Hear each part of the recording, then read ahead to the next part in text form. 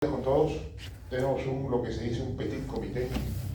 Es final del curso y eso se entiende, ¿no? Y eso va a pasar en todos los cursos.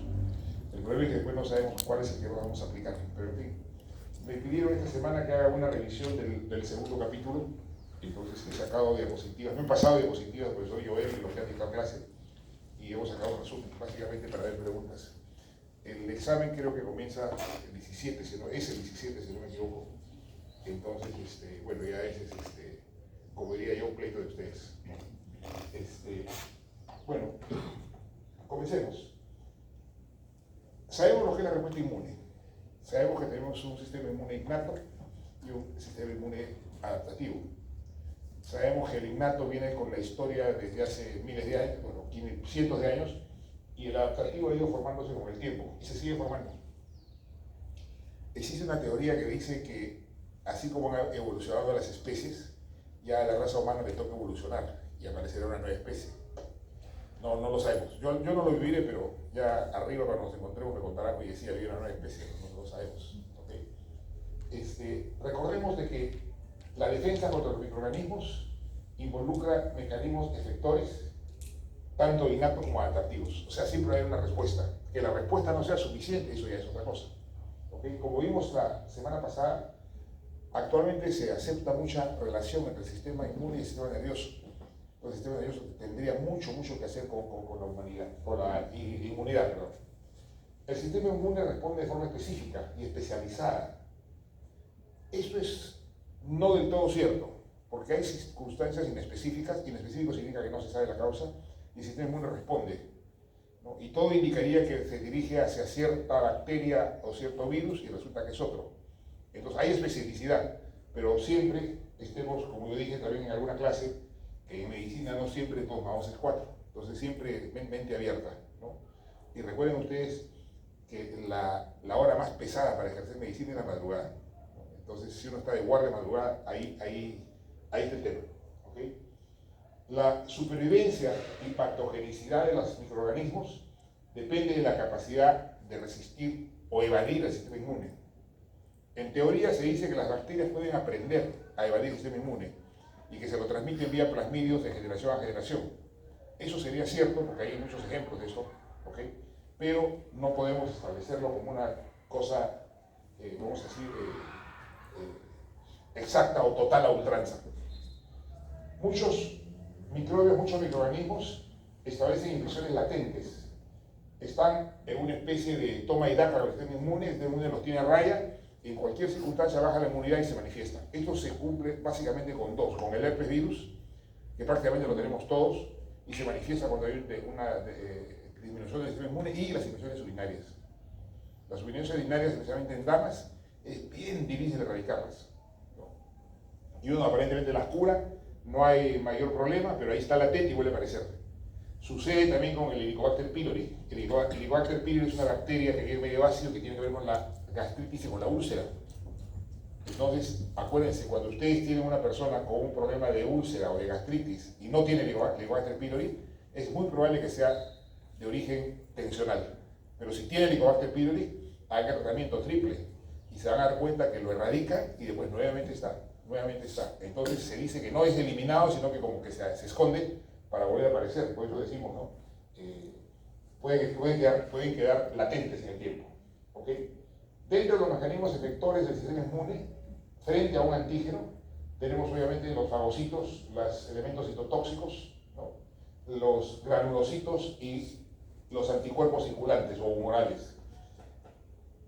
Supuestamente, estos 4 sistemas efectores actúan más o menos en ciertas circunstancias, pero es difícil que no actúen todos. Es muy simple, ¿no? Porque acá yo digo macrófagos, digo fagocitos y pongo neutrófilos, pero el eosinófilo y el basófilo también pueden ser macrófagos. Y el mastocito se convierte en un histiocito cuando es un macrófago de pared, un macrófago fijo, y eso tenemos nosotros en los sinusoides. ¿Dónde hay sinusoides? Hígado y vaso principalmente, ¿no? Capilares y sinusoidales, quiero decir. ¿Okay? La respuesta a las bacterias extracelulares, en muchos casos la bacteria extracelular, todas eliminan toxinas, pero en algunas situaciones esta toxina se convierte en un superantígeno. Entonces la pregunta es realmente que es un superantígeno o se convierte en superantígeno porque el sistema inmune está deprimido? Puede ser el mismo antígeno, pero que a una persona le agarra con el sistema inmune deprimido y ese va a ser pues, un antígeno Superman, un superantígeno, y en otros casos no. Y básicamente activan linfocitos T, eso es obvio, principalmente son los T, la célula presentadora de antígeno, donde primero va es el linfocito T, y provoca inflamación sistémica, ¿no? La inflamación sistémica sucede prácticamente en todas las enfermedades. Supóngase que ahora por el frío yo tengo una amigdalitis, una faringitis. Tengo inflamada la garganta, pero no es exacto, estoy inflamado todo el cuerpo. ¿Okay? Sin embargo, el foco está acá. Cuando esa inflamación crece por alguna razón, ¿okay? Y aparecen las citoquinas proinflamatorias en exagerada cantidad en todo el número, en todo el cuerpo, perdón, nosotros podemos llegar a una coagulación intravascular diseminada, ¿no? O el colapso circulatorio. El ejemplo típico acá es algo que les aseguro, como que estamos acá en sábado en medio de un feriado largo, es que van ustedes a ver en su vida es la fiebre reumática. ¿Ok? La fiebre reumática es un problema, como lo dice su nombre, un problema febril con componente articular, o al revés. Y eso es simplemente un descuido. ¿Por qué? En gente muy joven, menores de 10 años generalmente, hacen problemas de amígdalas por estreptococos. ¿Ok? Entonces, el estreptococo se cura con un antibiótico que es lo más barato del mundo, que es la penicilina. Pero cuando no se cura bien, el estreptococo queda, se guarda, como dijimos antes, pero forma estreptolicinas. Y esas estreptolicinas se quedan en el cuerpo, ¿ok? Y las estreptolicinas ahí duermen hasta que de repente ya la persona cumple 18 o 20 años, hace un problema articular, comienza a tener dolores articulares, básicamente rodillas, manos y hombros, ¿no? Entonces, se va al médico y dice, no, tienes una amigdalitis, se le da un antibiótico y se acabó. Pero hay que preguntar, recuerden ustedes, cuando hagan clínica van a ver la importancia de la historia clínica, ¿de qué has padecido de joven, de niño, de chico? ¿O qué te contaron que has tenido? ¿Has tenido muchos problemas de garganta? Sí, a cada rato. Ojo, señal de alarma. Cuando ustedes escuchan esa respuesta, ustedes tienen que hacer un dosaje de estreptolicinas, de antiestreptolicinas. ¿Ok? Porque es muy probable que sea la toxina del estreptococo que está provocando la fiebre reumática. Y la fiebre reumática tiene 3 componentes, nunca lo olviden. Dicho sea de paso, en medicina, los que, vamos a decir, llevaron un poco a la medicina, a la poesía, fueron los franceses. La escuela francesa, en su época, todo era prácticamente poesía. Entonces ellos dicen, ¿no? Y lo describen, miren, de la siguiente manera. La fiebre reumática, ¿ok?, pesa las articulaciones, lame el riñón y muerde el corazón. Ojo. Besa las articulaciones, lame el riñón y muerde el corazón, porque eso es lo que presenta. Va a presentar artritis, y de hecho hay una glomerulonefritis de por medio y hay miocarditis. Y hay muchas personas, o muchos jóvenes, que no llegan con un cuadro respiratorio, sino con un cuadro cardíaco, de un problema de estenosis valvular. Y la estenosis valvular está provocada por la estreptolicina, que si hubiera sido un tratamiento adecuado con penicilina cuando estaba chibolito, no hubiera pasado. Pues recuerden siempre, un joven con dolores articulares, que es lo primero que se manifiesta de lo que hace ir al médico, es muy probable que de fondo ya tenga un componente renal y esté yendo a la miocarditis. La pregunta clásica es, ¿qué enfermedades en los antecedentes patológicos de niño? No, amígdalas a cada rato, ojo, hay que hacer un dosaje de antiestreptolicinas y si están aumentadas, hay que meter penicilina pero a kilos. Ojalá que cuando eso pase no esté dañado el riñón ni el corazón, porque si ya las válvulas están rayadas, ya eso es más complicado. ¿Okay? Recuerden el detalle. Besa las articulaciones, lame el riñón y muerde el corazón, fiebre reumática, estreptococo. ¿Okay? Cuando tenemos bacterias extracelulares, ataca todo, pero principalmente, obviamente, los fagocitos, porque por opsonización se dirigen al punto donde está el agente invasor para fagocitarlo, y a distancia, las inmunoglobulinas, se activa el complemento, obviamente. Pero básicamente los anticuerpos a distancia. Anticuerpo de superficie, anticuerpo circulante. Como dije alguna vez, de superficie es ir a matar con un cuchillo, circulante con una bala. ¿Ok? Entonces, esa es la diferencia. Las intracelulares, ahí funciona más el natural killer y el citotóxico de la defensa. Pero también entra nosotros. Por eso digo, no se puede decir que solamente estos. Yo podría decir, ok, ya, 45% 45% 5 y 5. no se puede, vamos a decir, separar en ningún caso. ¿Ok? En virus, prácticamente todo. ¿Ok? Y obviamente su componente también de los granulocitos. En hongos, se dice que más que nada los fagocitos y los humorales con anticuerpos circulantes. Sin embargo, cuando ustedes tienen una persona que tiene hongos, tienden a subir los eosinófilos. ¿Correcto? No tanto como una dermatitis o una alergia por parásitos intestinales, pero suben. Entonces querría decir que también está participando. ¿Ok? El problema va a ser, y ahí tienen ustedes que adecuarse a lo que dijo el profesor que hizo esta clase. Porque si él pregunta, ¿qué actúa en tal caso? La respuesta sería todo, pero ojo, cuidado. ¿Ok?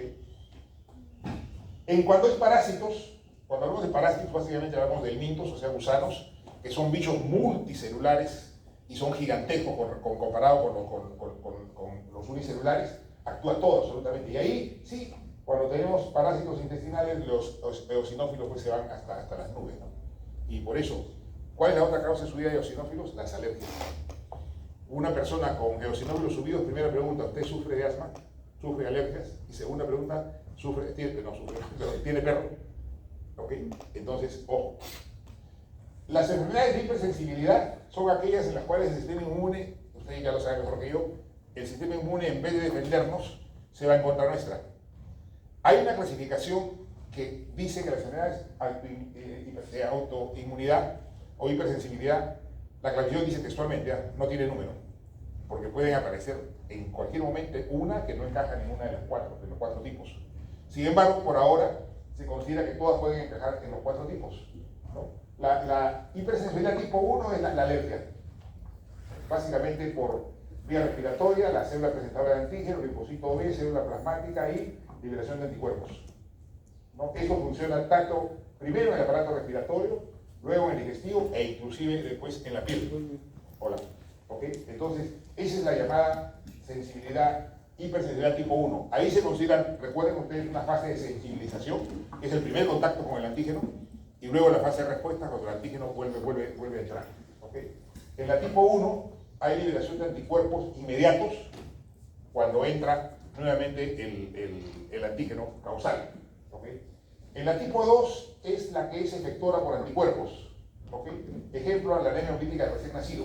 En este caso, la respuesta es general y básicamente, especialmente a nivel del endotelio vascular, y ahí se disemina. El endotelio, que antes se decía que era como esta alfombra, simplemente que tapiza el vaso sanguíneo, ahora tiene una importancia tremenda.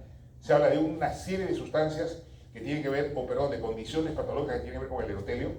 ¿Okay? Inclusive, ustedes saben que el tratamiento de la hipertensión durante mucho tiempo eran medicamentos que actuaban solamente en el sistema nervioso central. Luego aparecen los señores de la ECA y bajó a otro nivel, ya no había los efectos secundarios del antiguo sistema nervioso central, y durante muchos años, desde el año 80 más o menos, el tratamiento de la hipertensión está hecho en base a inhibidores de la ECA o los ARA2, los sartanes. ¿Okay? Ahora se ha encontrado un medicamento que actúa en el endotelio. Entonces, de hecho, el endotelio tiene súper importancia en todos los problemas, tanto inmunes como de otro tipo. ¿Okay? La tipo 2 también puede darse cuando hay bloqueo de los receptores competitivo. Esto básicamente se da en los receptores colinérgicos, y los receptores colinérgicos funcionan en la placa motora, y la placa motora mueve el músculo, y si el músculo no se mueve, tenemos la miastenia gratis. Entonces, si el complejo antígeno-anticuerpo, especialmente los anticuerpos, bloquean los receptores, la acetilcolina no tiene cómo actuar y se da la miastenia gratis. Condición grave y no solucionable. ¿Okay? En la tipo 3 tenemos nuevamente, seguimos con la 2, esta la pasamos, ya hemos visto. La 3, mediada por inmunocomplejos. Esta es una inmunidad en la cual el antígeno despierta al anticuerpo, se une, y esos complejos antígeno-anticuerpo, que son complejos proteicos, son los que van a actuar en diferentes lados. Y el problema está que comienzan a circular y atacan ciertos órganos. Lo que más atacan son los riñones. En otros casos, el músculo cardíaco. En otros casos, el músculo estriado y hasta el cerebro. Y ese es el caso del lupus eritematoso sistémico. Condición grave, tampoco no solucionable, pero hay especialmente mujeres, estas que más de edad, y resuelven solos. O vamos a decir, resuelven cuando nadie esperaba y de repente desaparece. ¿Okay? Por eso digo, el sistema inmune es totalmente impredecible. ¿Okay? En la tipo 4 es la que es mediada básicamente por linfocitos T, ¿okay? Y tiene que ver con la inflamación crónica a nivel de todos los tejidos. La inflamación es una respuesta defensiva, lo dijimos antes. La membrana celular, producto de una noxa, es parte de los restos celulares que quedan en la zona donde las células son destruidas por la noxa. De ahí, como en la membrana de fosfolípidos, a partir de esos fosfolípidos actúa una fosfolipasa, la fosfolipasa A, y se forma el ácido araquidónico. Y del ácido araquidónico, por razón de dos enzimas, se forman tromboxano, prostaglandina, prostaglandina y otros para un lado, este es el lado de la ciclooxigenasa, y leucotrienos por el lado de la lipoxigenasa. Pues esa es la famosa cascada del ácido araquidónico o la cascada inflamatoria, la vimos en una clase. ¿Okay? Y recuerden ustedes que pueden bloquear acá con un antiinflamatorio en este video y con un corticoide bloquean acá. ¿Okay? Pero recuerden ustedes que la inflamación es un mecanismo defensivo. Dentro de los mediadores químicos de la inflamación están los que vimos, metabolitos del ácido araquidónico, proteasas, el óxido nítrico. El óxido nítrico se convirtió durante mucho tiempo en la vedette, porque había circunstancias en que el óxido nítrico era bueno y otros en que era malo. Había circunstancias en que por alguna razón el óxido nítrico provocaba vasoconstricción, la presión sube, o vasodilatación, colapso. ¿Ok? Radicales libres. Si yo hubiera puesto esto acá hace 3 años, más de uno se hubiera reído, ¿no? Porque los radicales libres saltan a la luz o saltan a la importancia en medicina casualmente por la medicina alternativa, ¿no? Los famosos antioxidantes, la vitamina E, la vitamina C, que se contienen en suplementos. Pero actualmente se sabe que los radicales libres se forman por oxidación, se pierde un electrón, el átomo queda inestable, la molécula queda inestable y eso afecta a todo. Entonces, cuando yo doy antioxidantes, estoy aportando el electrón que falta para estabilizarla. Nosotros tenemos el sistema glutatión, que es un sistema natural de defensa contra los radicales libres, pero se agota. Y se agota según el tipo de vida que llevamos. Si nacen 2 hermanos y uno se va a ir al campo y uno a la ciudad, es muy probable que el que vive en el campo va a tener su sistema glutatión durante 80 años. El que vive en la ciudad y encima vive cerca del centro de Lima, con toda la contaminación, su sistema glutatión se va en 20 años. Entonces ahí es donde los radicales libres toman la palabra. Esto échenle ojo, porque también por ahí hay infinidad de cosas. ¿Ok? No es de acá, pero lo menciono. El otro tema que tienen que echarle mucho ojo y nunca dejarlo es la microbiota. Comenzaron a salir desde la última clase hasta ahora, comenzaron a entrar artículos de la microbiota y problemas cardiovasculares, no me imaginé. ¿Correcto? Se habla de microbiota intestinal o problema de insuficiencia cardíaca. Entonces la microbiota se convierte en vamos a decir, una cosa de súper importancia. ¿Okay? Las manifestaciones clínicas de la inflamación, la principal, la más notoria es el calor, o sea, la fiebre. Estoy caliente, si me he puesto caliente, estoy caliente yo, tócame el brazo, la cara, la fiebre, ¿no? Y dentro de los marcadores está la proteína C reactiva, que lo mencioné también antes. La proteína C reactiva se dejó de lado mucho tiempo, pero ahora cobra vigencia fundamental. Yo les diría a ustedes, mis queridos colegas, en toda circunstancia que pidan ustedes un hemograma, aumenten una proteína C reactiva. Y encima es barata. No es un examen de ultraciencia, ¿ok? Pero la proteína C reactiva me da un estado inflamatorio de todo el cuerpo.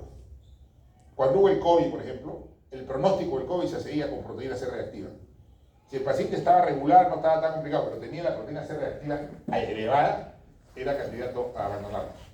¿Okay? La proteína C reactiva es un marcador inflamatorio espectacular para todo el cuerpo. ¿Okay? Tenemos nosotros una infección cualquiera. ¿Okay? Esta infección va a dar lugar a la aparición de pirógenos exógenos. Esos son las toxinas bacterianas y partículas virales. ¿Correcto? Estas partículas virales y toxinas bacterianas provocan una respuesta, y la respuesta hace que aparezcan los pirógenos endógenos, donde están las interleuquinas, factores de necrosis tumoral, etc. Los mediadores de la inmunidad. ¿Okay? Y todo esto va a terminar haciendo que en el hipotálamo anterior aparezca la prostaglandina E2. Y la prostaglandina E2 es la que nos va a llevar a la fiebre. Entonces, con esto, yo diría, para un problema de fiebre, ¿qué hago? ¿Doy un antiinflamatorio o doy un antipirético? Todos los antiinflamatorios son antipiréticos, pero hay antipiréticos que son más específicos y dentro de ellos está el paracetamol. El paracetamol, que tiene una historia interesante, porque hace 20 años estaba prohibido para niños menores de 6 años. Luego se levantó la prohibición que se podía dar y la dosis actual máxima por día son 3 gramos. cosa que a veces no se acepta y dicen, no, ¿cómo vas a dar 3 gramos? Máximo 1500, 13.500 al día. No, se pueden dar 1000 gramos. Y cuando ustedes tengan una persona que haya sometido a una cirugía ortopédica, un reemplazo de cadera, por ejemplo, quizás tenga que darle más todavía, por el tema del dolor. Entonces, si yo veo que la fiebre es acá arriba, pues doy algo para arriba. Y el paracetamol actúa en el hipotálamo anterior con la COX-3, con la ciclooxigenasa 3. La autoinmunidad es la condición del proceso en que se dañan nuestros propios tejidos como reactividad a antígenos propios. Yo pongo antígenos entre comillas porque se le llama antígeno por el que se porta como un antígeno, pero realmente pues es nuestro propio cuerpo, ¿no? Entonces, alguna parte de nuestro cuerpo, algún tejido, alguna célula de nuestro cuerpo, ¿ok?, se vuelven rebeldes, por decirlo de alguna manera, y se convierten en antígenos. Y eso es lo que va a dar lugar a una respuesta contra mi propio tejido. ¿Okay? Y puede ser de origen genético o puede ser por el ambiente. Se dice que siempre es de origen genético y que el ambiente lo modula, tiene lógica. Dice que todos nosotros nacemos con algunos genes por ahí capaces de llevarnos a una enfermedad autoinmune. ¿Correcto? Y ahí se cumplen las leyes de Mendel. Pero todos lo tenemos, pero no sabemos cómo va el ambiente. Les pongo un ejemplo. Hasta hace algunos años, cuando una dama llegaba a la menopausia, se decía, ¿no?, si lo que la protegía de muchas cosas era el estrógeno, y ya no tiene estrógeno, pues le doy estrógeno. Y aparece la terapia de reemplazo hormonal. La terapia de reemplazo hormonal está contraindicada cuando en la dama hay antecedentes de cáncer de mama en la familia. Entonces le decía, ¿no?, algún cáncer de mama en casa, mamá, hermanas, tías, no, abuelos, nada. Pero ya no se sabía nada de bisabuelos y tatarabuelos. Entonces se les daba la terapia de reemplazo hormonal, ¿okay?, y comenzaba a aparecer cáncer de mama. Entonces se sabe y se entiende que es porque la genética, el gen estaba ahí arriba y se expresó. Es como el caso típico de una pareja de gringos con un bebé negrito, ¿no? Entonces no hubo nada, simplemente que es los genes saltarines de las leyes Mendel, ¿no?, el 25% de la tercera generación. ¿Okay? Entonces, igual ahí, querría decir que todos lo tenemos, ¿no?, y que los pacientes lo heredamos, pero la predisposición se manifiesta por influencia ambiental. Para mí esa es la teoría más correcta. Salud. ¿Okay? La clasificación de enfermedades autoinmunes, yo puedo decir de un modo general que algunas van directo a todo el cuerpo, como es el lupus eritematoso sistémico, o la esclerosis múltiple, y otros son específicos. En los específicos, lo que va a todo el cuerpo es más fácil manejar. Pues ustedes pueden entrar con corticoides, con quimioterápicos, ¿okay?, y anticuerpos monoclonales ahora, y como que lo controlan. El problema está con al órgano, porque por ejemplo la tiroiditis de Hashimoto destruye la glándula tiroides. Y ahí lo único que me queda es sacar la tiroides y dar terapia de sustitución. Pero la terapia de sustitución tiene el problema de la medida. Porque ustedes saben que la tiroides es como el carburador de un auto. Entonces, si yo estoy el lunes, que me la paso más o menos descansando, mi tiroides funciona menos. A que si trabajo o la tengo hoy día sábado, por ejemplo, que la mayoría tenemos que ir de fuera, yo también inclusive, a pesar de que la tiroides trabaja más. Entonces, yo sin embargo, cuando tengo una persona que le estirpe la tiroides, estoy dando una cantidad fija. Correcto. Entonces, si la persona está en un día que vamos a decir, poca actividad, la cantidad fija lo lleva al hipotiroidismo. Y viceversa, puede quedar en hipertiroidismo. Entonces, ahí hay un tema complicado. ¿Okay? Las inmunodeficiencias son condiciones en las cuales la persona su inmunidad no responde de la forma adecuada. Y una inmunodeficiencia se manifiesta muchas veces por una autoinmunidad, pero la pregunta es si el sistema inmune está deprimido, ¿cómo es que reacciona contra mí mismo? Pregunta sin respuesta, yo al menos no la tengo. ¿Okay? Lo que sí se dice es de que las inmunodeficiencias se manifiestan con autoinmunidad, ¿correcto? Y la autoinmunidad es una autodeficiencia, ahí hay un tema hasta como juego de palabras, ¿no? Pero entendemos lo que es eso. Las inmunodeficiencias es el defecto en uno o más componentes del sistema inmune que afecta la capacidad de respuesta en alguna de sus etapas. Puede ser en la etapa de señalización, puede ser en la etapa de producción de anticuerpos, puede ser en la etapa de respuesta celular. Y puede llegar a trastornos graves e inclusive la muerte. Todo en medicina, todo aquello que es primario no se sabe la causa. Y todo lo que es secundario sí se sabe la causa. Ojo, si a mí me dicen, y esto es primario o secundario, quiere decir que si sé la causa es secundario, pero tengo que decir cuál es la causa. Y si es primario no sé la causa. También se dice inespecífico y específico. ¿Correcto? Entonces, Las congénitas o primarias, obviamente, aunque ya no serían primarias, porque si son congénitas es porque hay un problema hereditario, pero se consideran así. Y las adquiridas o secundarias. ¿Ok? Dentro de las adquiridas y secundarias se dice que no están condicionadas genéticamente. Ahí ponemos un question mark, un signo de interrogación, ¿no? ¿Cuál es la diferencia entre congénito y hereditario? ¿Quién la sabe? ¿Cuál es la diferencia entre congénito y hereditario? Congénito es algo que se adquiere durante el embarazo y hereditario es lo que viene con los genes. Por ejemplo, la ceguera por rubiola en una embarazada es congénita, porque en el embarazo, pero no se hereda. Hereditario es que sí va por la herencia. Y tengo ahora otra diferencia. ¿Cuál será la diferencia entre hereditario y genéticamente determinado? Hereditario es cuando los genes están todo el tiempo. Y genéticamente determinado que sí que hay más posibilidad. Pongo el ejemplo de la epilepsia. La incidencia de epilepsia es 19 por 1000. Pero en hijos o personas que tienen padres epilépticos no va a ser hereditario, porque no todos van a tener, pero sí es genéticamente condicionado. Quiere decir que esa incidencia de 19 se duplica. Si yo pongo acá 100 personas que no tienen ningún antecedente de epilepsia, vamos a 19 van a ser epilepsia. Si yo pongo acá, pero 1000, si yo pongo acá 1000, van a ser 40, si hay antecedentes de epilepsia en la familia. ¿Ok? Entonces, cuando se hace consejo genético y se habla de enfermedades que tienen algunos de los padres, se considera eso. Esto es hereditario, puede pasar esto, ¿ok? Decisión de ustedes. Esto es condicionado genéticamente, más posibilidad que aparezca, vamos a ver. Y recuerden que todos los problemas genéticamente determinados son mucho más frecuentes en los embarazos de riesgo. Y los embarazos de riesgo son en mujer arriba de los 35 años. Sea primer embarazo o sea segundo o tercer embarazo. ¿Ok? Ahí está, bueno, hay problemas que tienen que ver con la malnutrición. En nuestro país eso es, lamentablemente, es terrible. ¿Ok? La malnutrición. Infecciones que afectan al sistema inmune. Aquí yo me preguntaría, ¿hay alguna infección que no afecte al sistema inmune? No la hay. Entonces tendría yo que decir infecciones que afectan drásticamente o tremendamente al sistema inmune, ¿no? Fármacos inmunosupresores. El inmunosupresor que más usamos, lamentablemente, porque lo usamos mal, son los corticoides. Los corticoides tienen que ser usados en forma adecuada, siguiendo el ritmo circadiano de su secreción natural, ¿ok? La suprarrenal, pero no más. Entonces el uso de corticoides es el problema. Ahora, los corticoides son el más rápido, el más potente y el mejor antiinflamatorio, pero hay que usarlo bien. Entonces es tan rápido que una persona que no sabe mucho se va a la farmacia y el codependiente dice, tómate una prednisona, tómate una desametasona, y realmente se siente bien. Oye, mira, cada vez que me siento mal tomo prednisona y voy, pero está trayendo problemas. Y ese es el problema que tenemos nosotros, la recomendación. Lo que pasa es que suele pasar en muchas situaciones que la persona, en vez de ir al médico, va a la farmacia, obviamente por razones económicas, ¿no? Y en la farmacia, lamentablemente, los dependientes quieren ser médicos.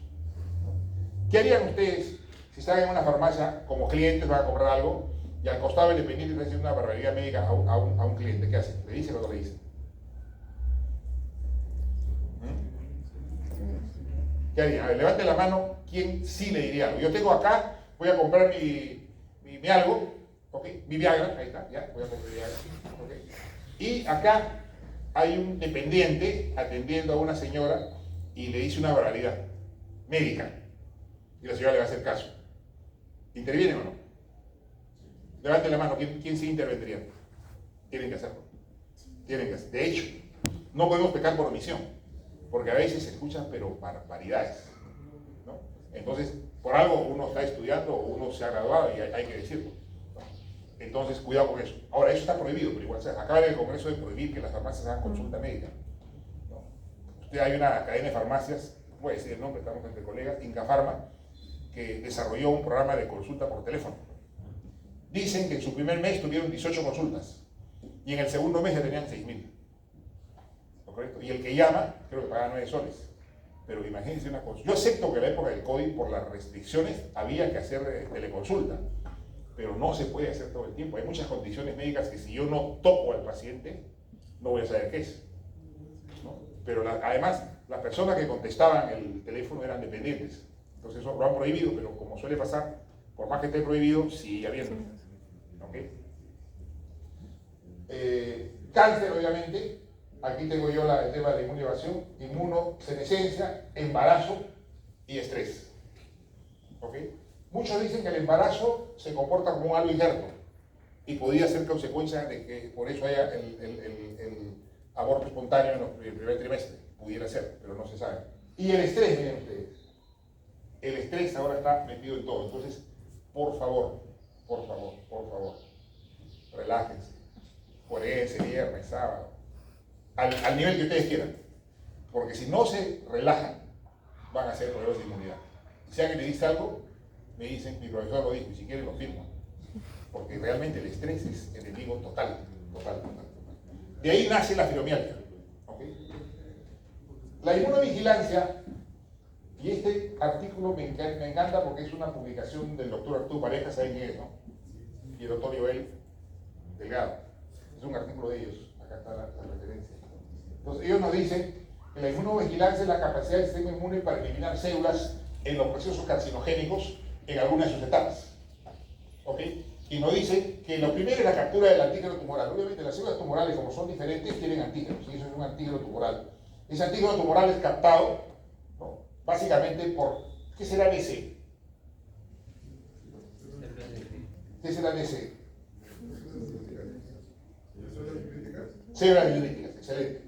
Obviamente las células dendríticas son las primeras porque es la célula presentadora de antígeno, son las que captan el antígeno tumoral. ¿Okay? Ese antígeno tumoral va a ir a una respuesta inmune específica mediada por linfocitos, y eso está pasando todo el tiempo. Luego, en la etapa 3, ¿correcto?, los linfocitos migran hacia la zona donde está el tumor, porque el tumor está localizado en algún lado y ahí se establece un microambiente tumoral.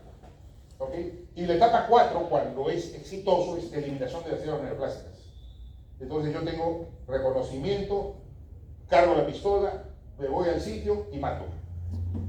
Pero ojalá que se cumpla siempre. Lamentablemente muchas veces esto no funciona y se establece el cáncer. ¿Okay? La inmunovigilancia, ¿okay?, se basa en un receptor activador, el receptor NKG2D. Eso está demostrado.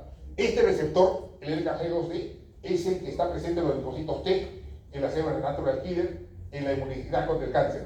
Pero tiene un ligando, que es LNKG2D-MS, L de ligando, de las células neoplásicas. Entonces, la célula neoplásica aprende a evadir el sistema inmune, sintetizando o expresando una proteína que es un ligando de este receptor, por lo cual anula.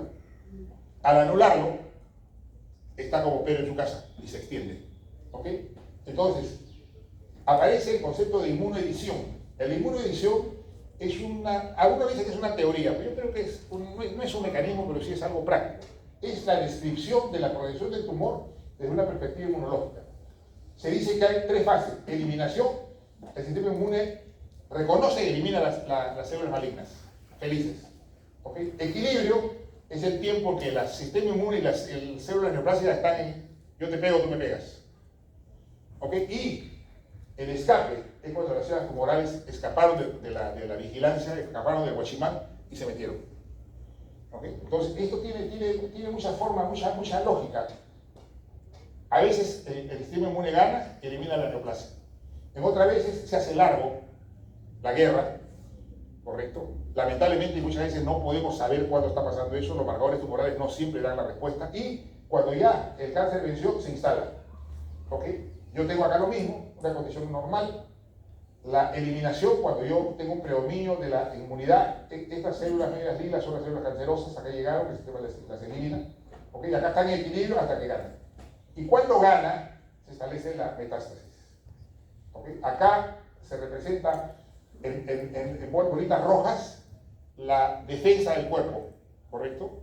Los receptores NGH2. Y la célula neoplásica forma las bolitas azules, que son los ligandos, y luego gana. Pero en el tiempo que esto pasa, el tumor ya desarrolló una vascularización. Recuerden ustedes que los tumores, vamos a decir, la ventaja de ellos es que vascularizan muy rápido. Hay una neoformación vascular espectacularmente rápida. ¿Por qué? Porque eso les da nutrición. Entonces, eso hace de que cuando ya el tumor ha vascularizado, ya la cosa está complicada, porque viene la metástasis, ¿no? Adhesión a la pared del vaso. Bueno, las células neoplásicas caen al vaso, se adhieren a la pared y salen.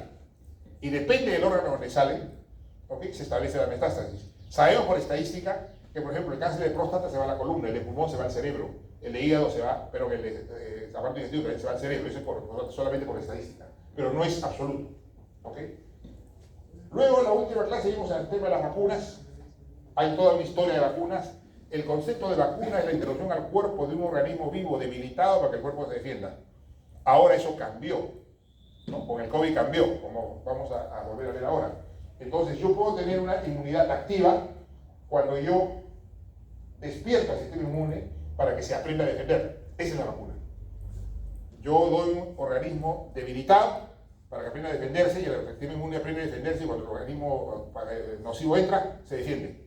¿Okay? Y la pasiva, cuando lo que yo hago es introducir anticuerpos o antitoxoides.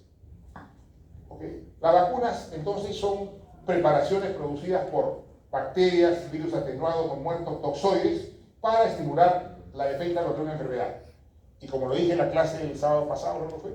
La Instituto Nacional del Cáncer dice que es sustancia o grupo de sustancias destinadas a estimular la respuesta del sistema inmunitario ante un tumor o ante microorganismos, como bacterias o virus. La vacuna ayuda al cuerpo a reconocer y destruir las células cancerígenas y los microorganismos. Ese es el escenario ideal.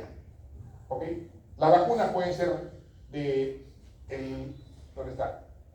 El bicho vivo atenuado, el bicho vivo inactivo, porciones de material genético, vector viral, porciones de la proteína viral y subunidades. ¿No? Vacunas de ácido nucleico, esto pasa, y acá tenemos nosotros lo que fue con el COVID. Con el COVID apareció la Moderna, que era fracción de RNA. ¿Ok? Luego aparece Johnson & Johnson, que es la DNA. En ambos casos se busca que la célula humana pueda reconocer la proteína del virus, la pueda construir, la pueda eliminar. Ahí está la Novavax, que es el antígeno, y virus inactivado, Sinopharm, que es la única que es verdadera. Según el concepto tradicional, la de Sinopharm era la única vacuna.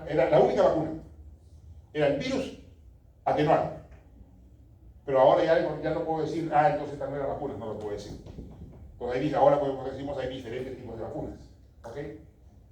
Los inmunoensayos son técnicas en que yo in vitro busco hacer reaccionar un antígeno con un anticuerpo para determinar la presencia o no de cierta reacción. Y esa se hace con sustancias adicionales, auxiliares, que determinan un color. De tal modo que un cambio de color, que lo puedo yo leer con un fotocolorímetro, me da la positividad o negatividad. ¿Okay? Eso es lo que se está haciendo ahora en la famosa terapia génica del cáncer.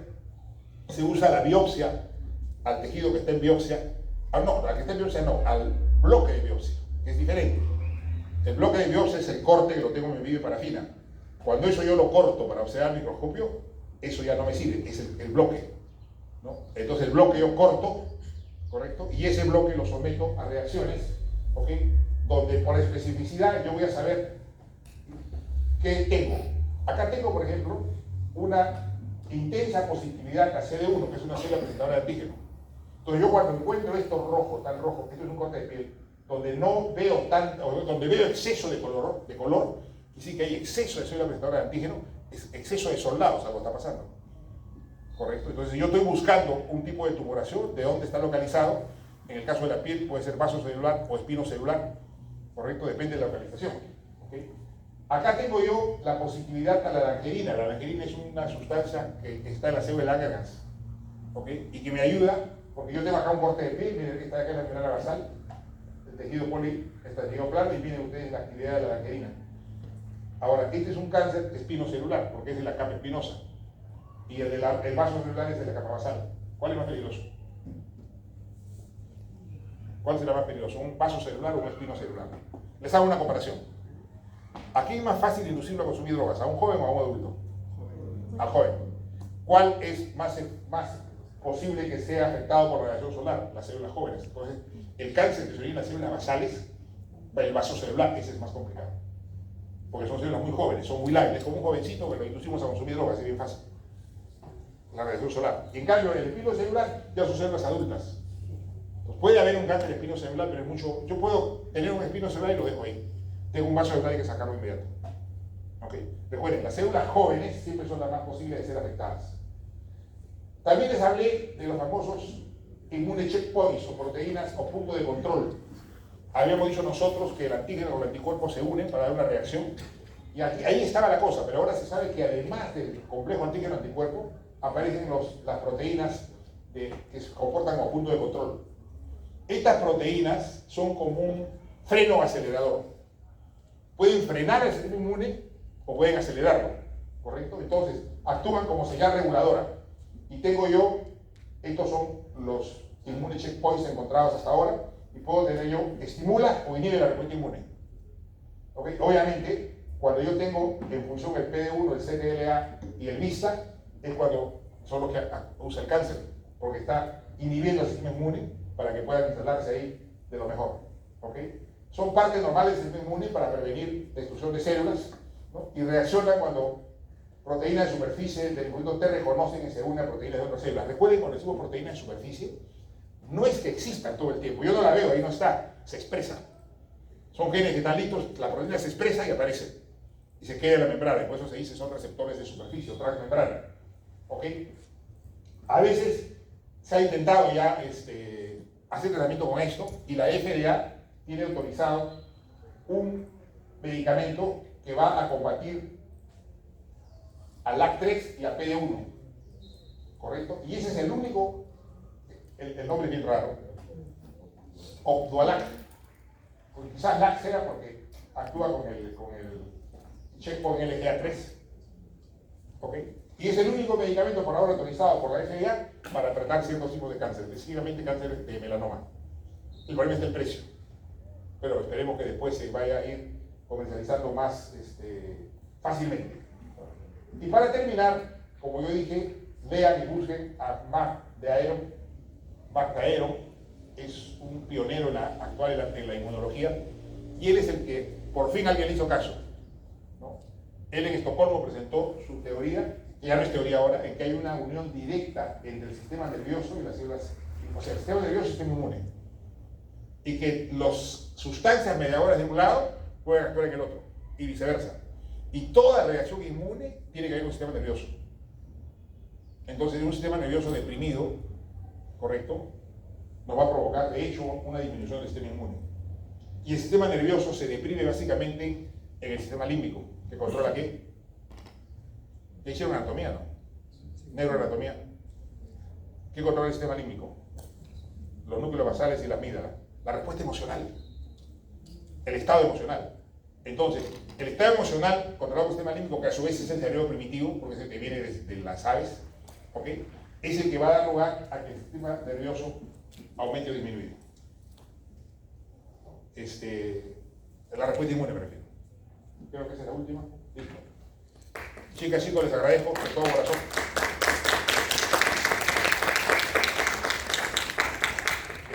Señorita delegada, si quiere la cópiela. Entonces, muy probable nos vemos en el examen si puedo venir. Yo ofrecí un punto la vez anterior, pero no pude venir al examen, pero espero que esa dama que le debía yo el punto haya aprobado. ¿Está acá, no? No viene porque ya me odia, porque no le viene. Ok, buen sábado. Y recuerden, cuelga. En medida, claro.